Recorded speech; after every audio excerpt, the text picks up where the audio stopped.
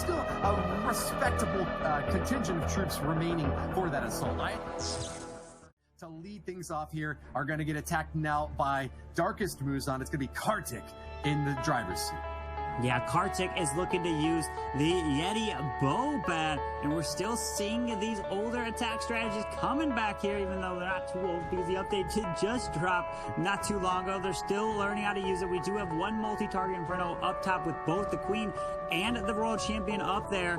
We're going to see he's going to set pretty much with a Grand Warden walk. You have to help set this funnel, and a lot of players who may be new are wondering, why are you doing a Grand Warden with healers? Well, because you can control the Warden. And what do I mean by that? Well, you use him to kind of grab defenses, then if you drop your main group of troops, it's going to pull the Grand Warden over to follow. If you're doing the Queen, and if she walks the wrong way, she is gone, she is lost, there's no way to bring her back. But with the Warden, you can control him because he's a support hero, and that is why a lot of these pro players and a lot of players you see use the Grand Warden, because it's a lot safer than the Queen. And a little bit of a buff to his AI is going to make him even better at tracking onto the main force of your attack once you choose to deploy it. Kartik is doing a little bit of chip damage along the top right side of the space, spreading out those sneaky goblins and now a baby dragon to kind of clear out the edges and give his Yetis and boulders a clear path through this base. He's going to deploy the rest of his troops now at this bottom right side. Lots of small compartments in this base and no jump spells in Kartik's arsenal. He's going to rely on a lot of splash damage from those boulders, bouncing those rocks over the walls to try to take out enemy defenses. Takes down that archer tower there, but look out for this Inferno Dragon. It's starting to burn up on one of the heroes. Nicely done there, finishing that off. They'll continue their path of destruction to this base with a massive rage spell, Carbon. Yeah, with that Warden ability being used super early, protect the wall breaks that break through the layers, which then force the next wall to actually get open because of the ability there. He still has the blimp to use, and then bats. Hang on, there's still a lot left in his attack. It might look like it's dying off, but he hasn't even used phase 2 of the hit yet. You haven't even seen my final form yet, Kakarot. Kartik is making his charge onto the top side and takes down the enemy Archer Queen. A good result there. She's getting a lot of punishment from these cannons firing away at her and the rest of her support troops, and no healers to get her top back off. I think she's about to go down. But here come the bat spells, storming into the top section of this base and taking down that Eagle Artillery. The main threat has been eliminated, but still with a multi-target Inferno and a Seagull to be able to target onto the Grand Warden and that World Champion over on the left side. Keep your eye out for it, because it can burn up these heroes in a very short amount of time. Watch the locks, because that's going to be the most important exchange in this attack going forward, Carbon. Oh man, how unfortunate there with that Queen going down in the core. And the bats did not have that momentum through the base. The Wizard Tower, and there were some Teslas out there as well, decided not to drop that Royal Champion up there a little closer to the other splash damage. Very nice try by Kartik right here, but it's going to fall short with the Yeti bow bat. And the Yetis are still on the wall. He's trying to get a little bit more percentage. But INTZ did start off this war with the 3-star, so they have the advantage going in, but anything's on the table because every...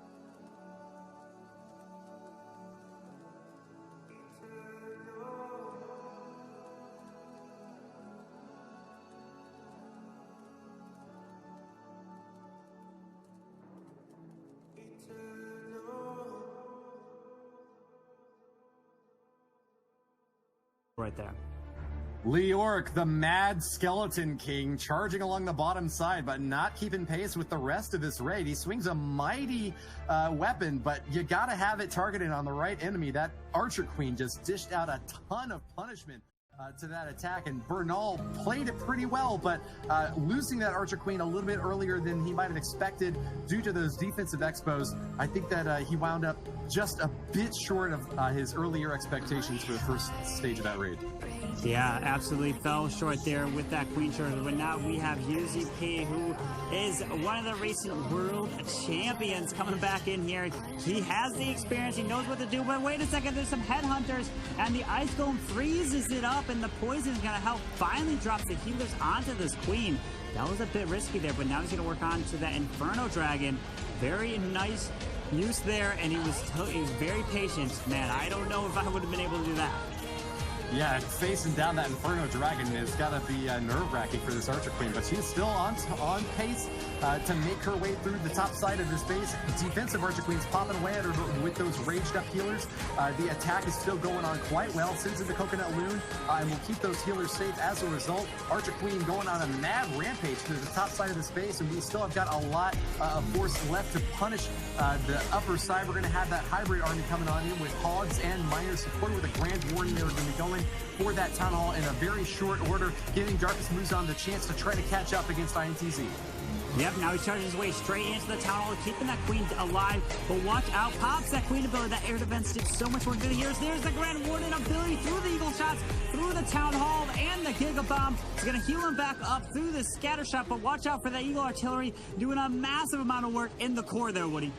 Chant those magic words, Grand Warden. The Eternal Tome protecting your army from the Eagle Artillery, Giga Inferno, Scattershot. Those are the key threats to a hybrid army comp, and with them disabled, UZP is OP. This 3-star strike is looking deadly, and with another free spell on the back end, I don't see anything to stop him, Carbon.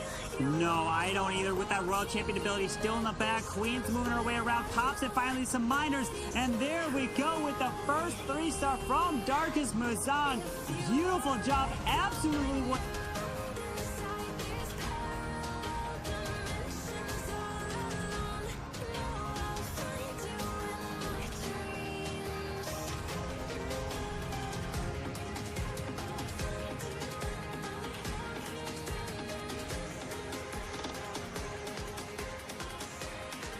For a whole base like that, it's just not possible, and man, fell short.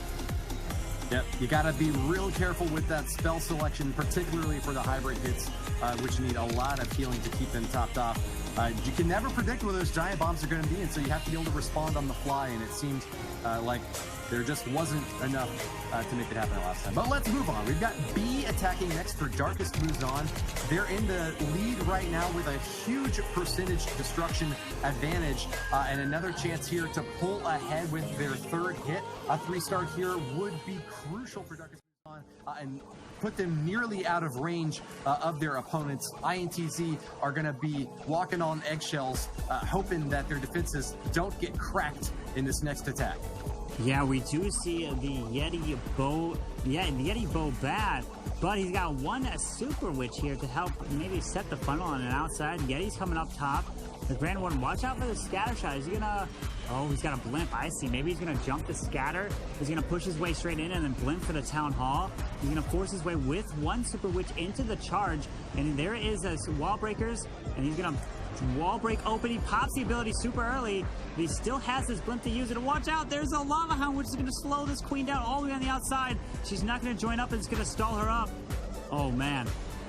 Rage spell on these Yetis, though. That's going to be a ton of damage coming out in from B. Not going to be distracted at all by this Lava Hound, which is getting completely counterfeited here in this attack. B is taking a few pop shots out of the Town Hall, but hasn't taken it down. Those Yeti mites just kind of bounced off and slid down. That Town Hall going to be tricky to finish off, but I guess the Battle Blimp will get the job done. It'll path straight in and drop whatever troops it's got to give a little bit more oomph for this pushing.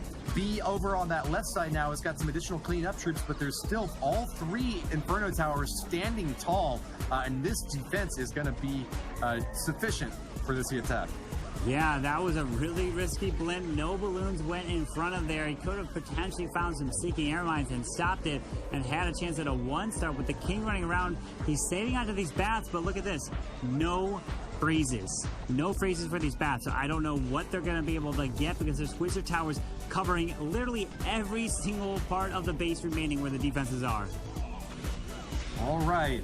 Well, it's a base overall damage race now. Unfortunately, losing that Grand Warden to an Inferno Tower that locked straight on to the best possible target for the defender. We're passing at 60% mark, and keep an eye on these 5 bat spells. Wherever B chooses to deploy them, they could get a lot of damage, but without any additional troops to kind of bolster that hit, I'm wondering why he's going in so slow. All right, he's going to try to block this.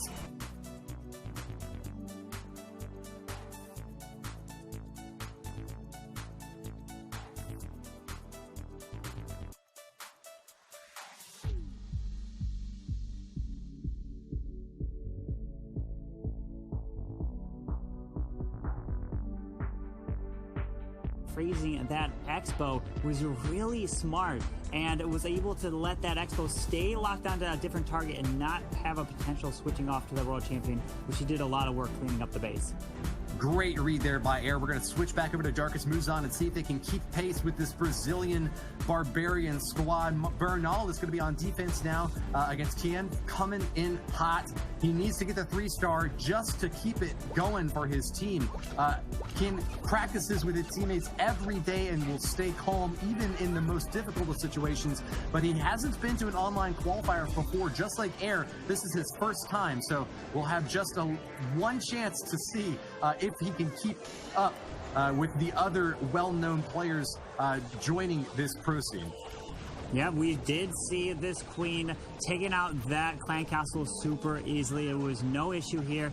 Now she's going to charge in with the hybrid and one headhunter in tow. And the queen's going to either walk, let's see, she's going to walk down south into the base because it is open. No, never mind. She's going to walk up with 4 Expos.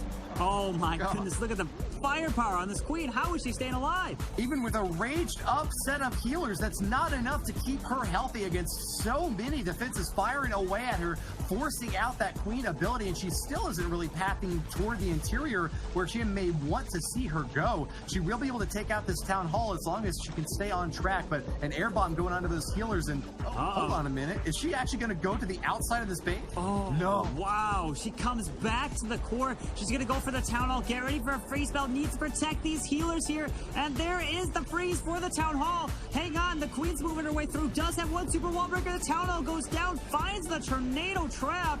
Here comes the miners up top. Where's the super wall? Oh wait, it's gonna try to charge the king into this left corner over there, and the siege barracks is down. Let's see, does he have the push? He can make his way through with 2 scanners still standing. The queen goes down, Woody.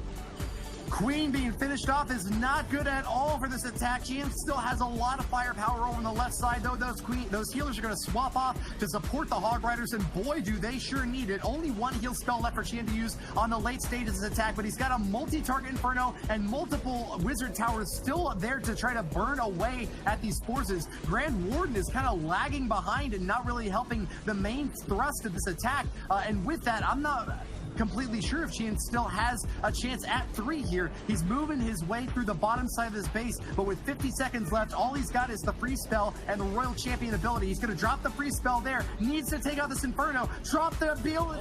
Can he get it done? Boom! It finishes off the multi-target Inferno, and I think he still has a chance here, Carbon. Yeah, it's going to come down to the scatter shot here. The Royal Champion finds a giant bomb. Oh, no! Goes.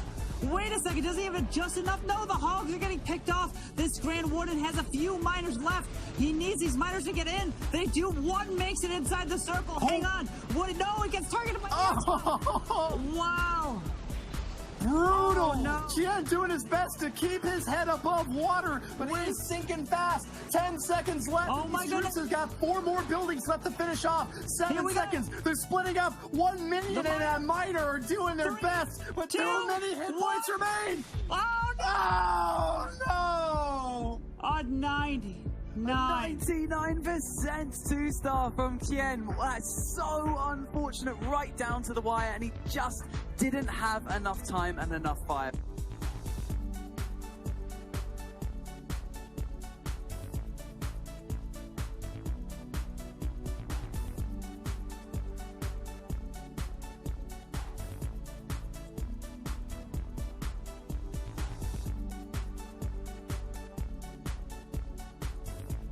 Gonna need a lot of support from Prince in the chat, but he'll be moving in with a Lava Hound and 16 balloons up top, with 4 Yetis down below. This is an air-ground mixture that you don't often see at the top level of play, Carbon Fin. Yeah, not really. He's doing a little bit of a warden walk. It looks like he's gonna use 4 Yetis. It's sort of like a Yeti Lalo. There is a poison spell, but watch out. Freeze this. Oh, look at that. He has to freeze a clan castle to take out an Inferno baby dragon there. Wow, that was, I mean, that's why it can be some very valuable right there on defense, but drops a rage to keep this warden up as well. Maybe these Yetis and the push into the town hall is looking to take it down and then Lalo the back end.